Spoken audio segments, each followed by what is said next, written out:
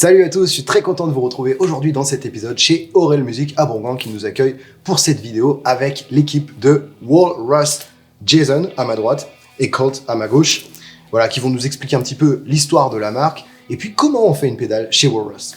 Hello guys, how are you doing? Good. We're good. great. You great? Yeah. You comfortable? Very comfortable. I'm taking this chair home with me. And we're gonna talk about the sound quality of the Walrus pedals. So first, when did you start the company? Walrus started in 2011, so it's been going for about 11 years. Right. And started with the Voyager, the Deep Six, Iron Horse, Jupiter, and and it's been going. And now we're here, Okay. and talking about more stuff. So Yeah. the progression is really fast, more or less 10 years, and now you are one of the biggest company Yeah. on the market. So I don't know. I'm really impressed. Thanks. We joined the company in 2014, All right. and we've just slowly grown it and grown our product offering and grown the number of people that work at Walrus, and it's just been a fun journey. Oh, great. And how many people work in Walrus now? Right now, I think it's around 32. All right. It's Yeah. big. Yeah. Great. So let's talk about the sound quality first, because this is my thing with Walrus. Every time I plug a pedal, the first thing comes into my mind is the hi-fi quality you have on your pedal. I mean, you plug it, you don't touch any button, even if you have like 6, 7, 10 buttons on it, Yeah. and it sounds great. Thank you. Yeah, we really work hard to make sure that there aren't any bad sounds on wherever you set the knobs, right? So we tune each knob pretty specifically to sound good around noon, so straight up. Yep. And then you can of course go around from there, lower, higher, but we try to think about users, having never used one of these pedals before, and they just put it down and plug in, and how can it sound great just without much manipulation or much turning of knobs. So, Yeah, that's what we did with just before talking to the camera, just what we did together with the polychrome. Right, I just yeah. plugged the guitar and it was sounding I didn't great. and then I move a couple of knobs a little bit, and it sounds even better. Yeah, it's fun. in maybe 10, 15 seconds, that was all set. Yeah. So that's great. That's really impressive, really. Thank you. Because a lot of pedals today don't have this, let's say, hi-fi quality, this clarity, in the sound. Yeah. So You kind that's of have what- to work to get it in a lot of pedals. and put Yeah. some trebles and Right. to open your sound. And Right. these ones are really cool. So today we have the M1, which is, let's say, the more complicated one. It is. There's a lot there. Yeah. Yeah. There's a lot of ways you can go with it. And the lore, which is a new one actually, and one of my favorite, actually my favorite, of The yours, polychrome? the polychrome. It's- Good. Yeah. I Nice. love that. We did it's a your couple favorite. of videos with it, and one of it was really special with dark light. I don't know if you've seen that. We worked on it a lot, and it's just a video. I'm playing guitar, I'm not talking, and I really enjoyed. That's this shooting. cool. That was really cool. Yeah. So let's play a bit of music. Yeah.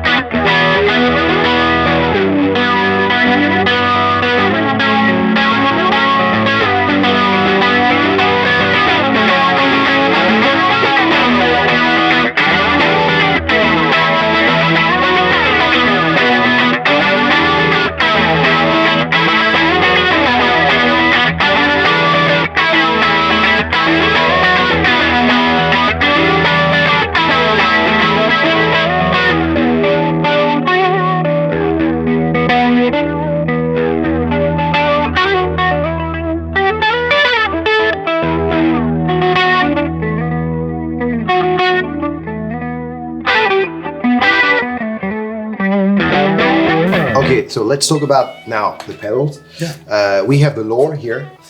Can you guys talk about it a bit?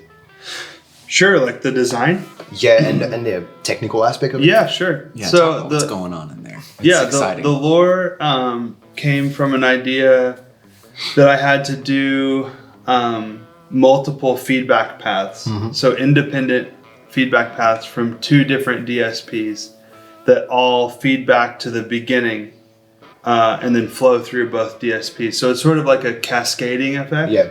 And it was really quick. Like the idea just like I had a thought and then I called, we have a few engineers at Walrus and I pulled everybody into a room really quick and we started drawing it. All right. Kind of the flow on a board.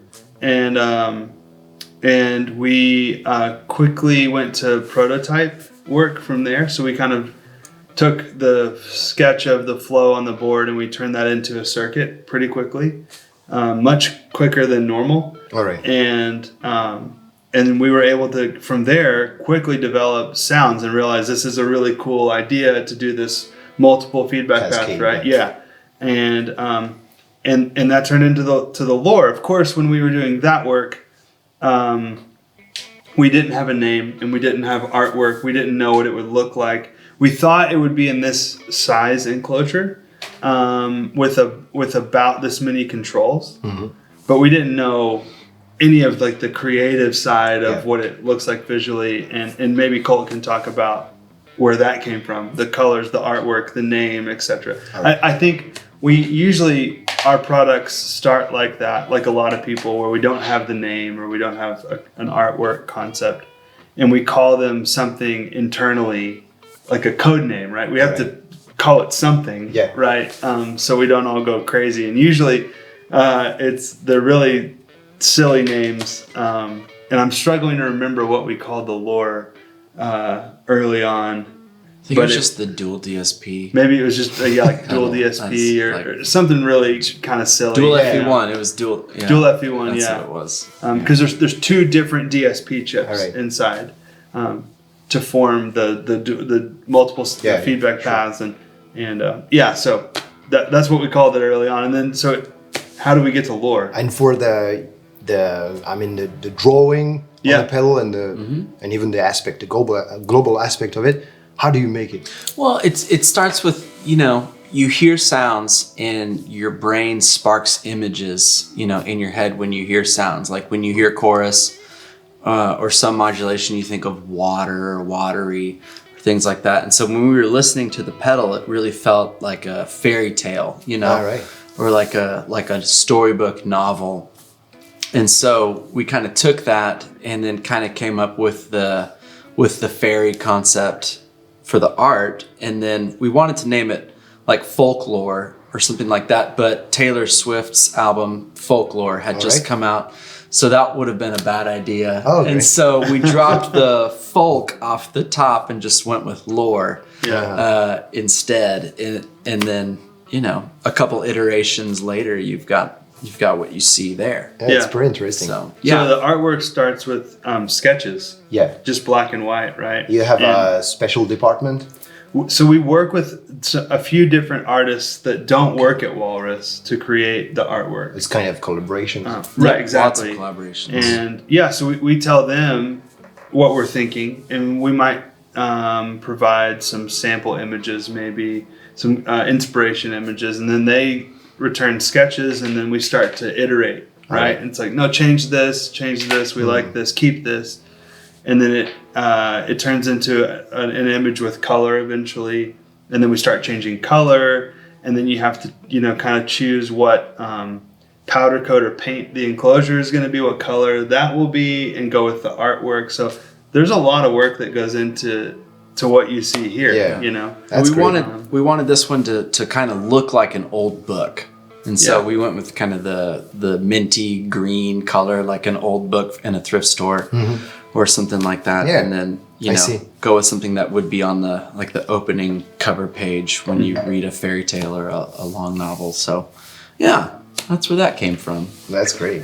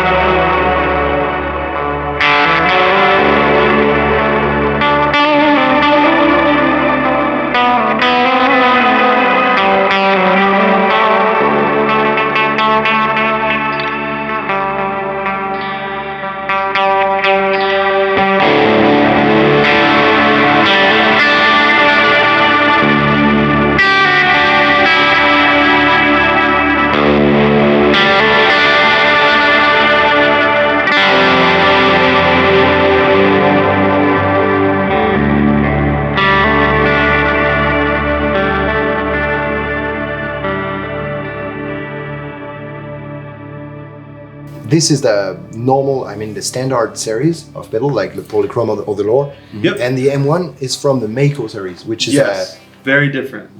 let's say a more complicated series of pedal. It is. I saw your face when we talked about that when the camera was off. Yeah. And can you explain why did you choose to, make another series of pedal like that? Sure. So the Mako series is based around DSP, digital signal processing, and with DSP you get a lot of flexibility in terms of what you can do. But we had never worked with a DSP platform other than FV1, which is it's a DSP chip that's been around a long time, but it's very limited. So you get some flexibility, but you can only go so far, and Can't do everything. you cannot do everything with it. It's very specialized, and it's great. It has like a place in our line, right? The slow, the fathom, the ARP 87, the descent. Several pedals have and the Leurs have FV1 chips in them, but again, they're really limited. So we started thinking maybe 3 years ago or so. 2000 was the first one. I think we started in 2019 developing. You're right. So early 2018. 19. Yeah. So around 3 years ago, we started thinking, okay, so how do we go bigger with DSP? How do we get more capability, more performance, more flexibility? And that led us to think, to this hardware that we have in the Mako. So we started thinking about that first, and then we thought, well, this is really different from all of our other pedals, and so then we thought, well, maybe it should look different, right? Maybe it should be totally separate and visually just be something different and stand on its own. And so that's where the enclosure, kind of this different shape, came from. Step on that. Yep. And then started thinking about, okay, how are we going to use this? We want to do multiple pedals, right, on this platform. And so what are the controls going to look like? How are they going to interact? And how will they work on a modulation pedal versus a reverb pedal versus a delay pedal? And how can we make them all sort of be similar? And so that's where the toggle switches came from, with the pots, the knobs that are associated with those. And the dual stomp switches, you press both at one time to scroll through presets, right? That's the same on all of them. So there's plenty of things that are common across all of the Mako pedals, but then there's also a lot that changes, right? So the M1 is by far the most feature-packed, right? There's lots of things going on in the M1. It's kind of a multi-FX, but not really a multi-FX, but multi-modulation. So it's all focused in modulation. That's what I liked about it. But the first time I tried it, that was really complicated to find all the possibilities and really explore all the things on it, because it takes a long time. Sure. But then when you, as you said, understand how the switch goes with that button and all that, it's just really natural to play. Again, these pedals, and that's what I like, these pedals are really, really easy to play, because you find the sound really easily. So that's kind of crazy and complicated, but really simple in the same time. We like to avoid layered functionality and like menus and things like that. We like to put all the controls as best we can on the face, on the top of the pedal. On a limited space. I mean, the box is not so big, so it can fit in on every pedal board. There are some layered functions on the M1 for sure, but when we do that, we try to make those features that aren't like core to the pedal, that you don't have to use necessarily to get a good sound. All right. So that if you, if it takes you a while to find those or learn how to do those, it's okay. You can still have a lot of fun with it without those things. But certainly on the M1, it opens up a lot more sounds with the lo-fi aspects. So. And I have a question about how much time it takes to do that kind of pedal or this one. Sure, good question. This is about one day And this is maybe and then you wake up in the morning, and at the end of the day, it's all right. Yeah. So the design. So this is a good example. So the polychrome, that probably took. We don't work on any of these designs by themselves. Like, we have so much going on, and we have limited resource. So everyone is kind of working on multiple things at one time. But the polychrome probably took 2 months. All right. Of solid development, and working on it again off and on. The M1, it was actually relatively fast because we already had the hardware platform done. Yeah. So from the other ones. Yeah. So we can basically take, for example, a D1 delay and write new software, and we already have the pedal, right? Yeah. So we can kind of more quickly develop that. The M1 took about 3 months. But the important thing to know there is that is all software. Mm-hmm. So if it was hardware and software, then you're on the Mako series, for example, you're talking about easily a year to pull all of that off, hardware and software for a product. It's kind of pretty fast, actually, because it's pretty quick. Yeah. Yeah. Yeah, you guys are great. That's just the design. There's plenty more that goes into it. So I wasn't counting the artwork and the name and the enclosure and you've got different engineers working on different parts of the pedal. So some are working on like the mechanical design, some are working on the board layout, how everything is existing on the circuit board, and then some guys are working on the the software and the firmware, and kind of all having to work together and.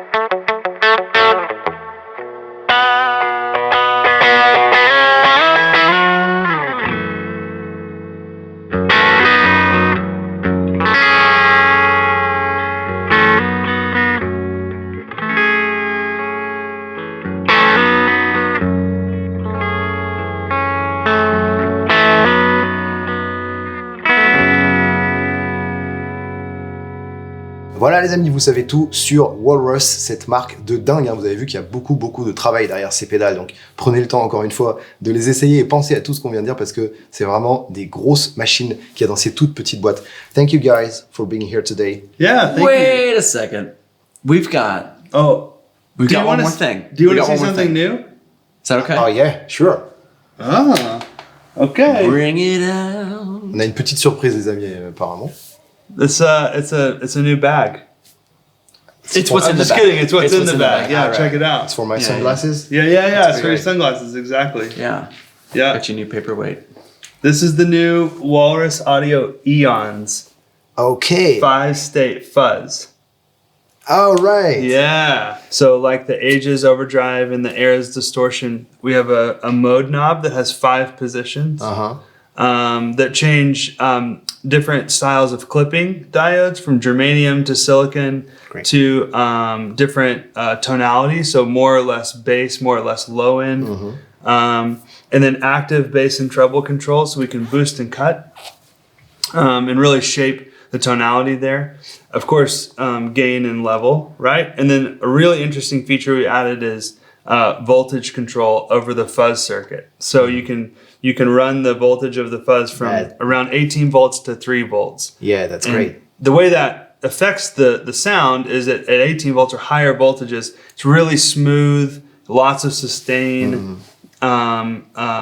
And then as you go down in voltage, it's less sustain, more broken, like a used battery type sound, more synth maybe sounding fuzz. Yep. And so this knob really opens up a lot of different sounds in the pedal. So this covers a lot of ground, and we're really excited to get it in people's hands. Okay, it's really interesting. Let's plug it and try it. Sure. Maybe. Thank you again for being here, and see you later. Yeah, thanks for having us. Thanks for having us. This is Bye. awesome. Bye.